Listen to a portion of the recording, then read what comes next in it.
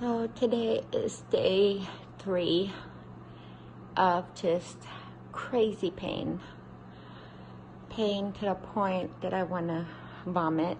So yesterday and the day before, I laid around a lot, but I was pretty active in my Bible, and that always helps. Late last night, I decided that I need to get up and I need to push, and I don't care how much this hurts. I just cannot lay around for too long because it's just not good for my mental health.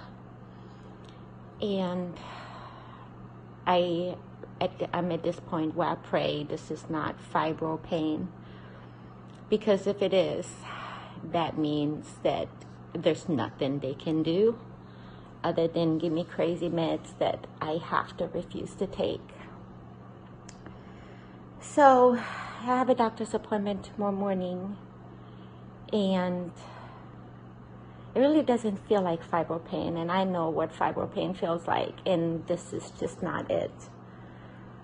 But doctor's appointments, they always freak me out, and I have a new doctor, and it just really completely sucks when you're in that military system and the doctors come and go, and it's always a new one, and new doctors always know more and better than the last ones, and most of the time it freaks me out because they may suggest new meds or cutting off meds, and that's just always a nightmare for me. So I'm just gonna try to keep my spirits up today and just keep on pushing.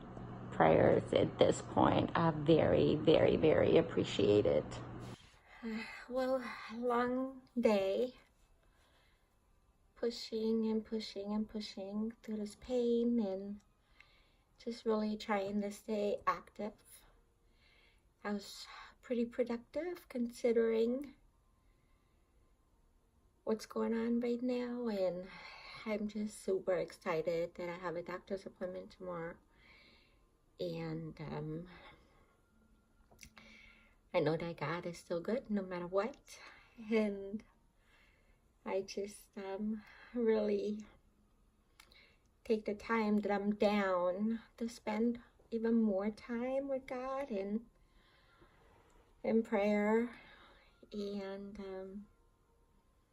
yesterday was an amazing day, even though I laid around pretty much all day, but yesterday marked 1 year that Daniel took his last Xanax. A lot of you guys probably don't understand why I am so excited about this.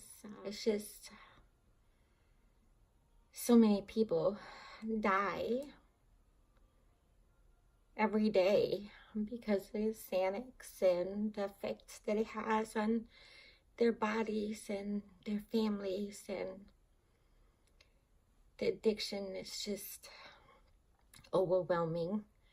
And with me being addicted to pills before, I know how hard this was for my son to quit, right?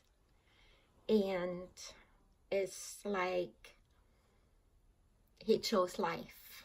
He chose life, and the biggest deal of all is that Daniel will give all credit to God for him gaining his life back. And it's still hard, you know, we're still dealing with things, and times are still rough, but we manage, and we push, and we trust and believe that God is good.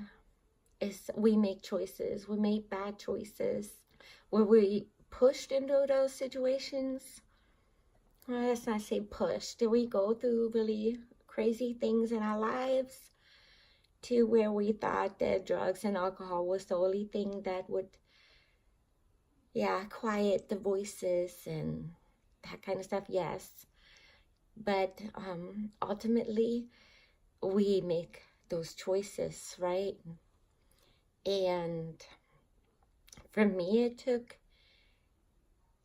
God to be a part of my life, or me accepting God into my life, for me to get better. And yeah, the same thing goes for the now, and that is that's a miracle. That's an absolute miracle that he will say today, God saved me. And my mom's prayers are powerful. A few weeks ago, well, no, it's more like a few months ago, Danelle posted something on Facebook, and it touched my heart so much. And he was speaking to parents of drug addicts, or just kids that are in trouble, whatever, you know. And he was saying, don't ever stop praying for your child, because prayer does work. But it took me to change my life, and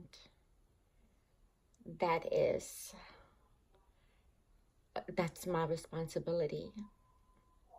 I can't live a party life and a drunk life and a high life and expect my children to do better. So that was my responsibility, to get it together, not just for me, but also for my children. So it's late now. I get to go to bed and look forward to this appointment tomorrow.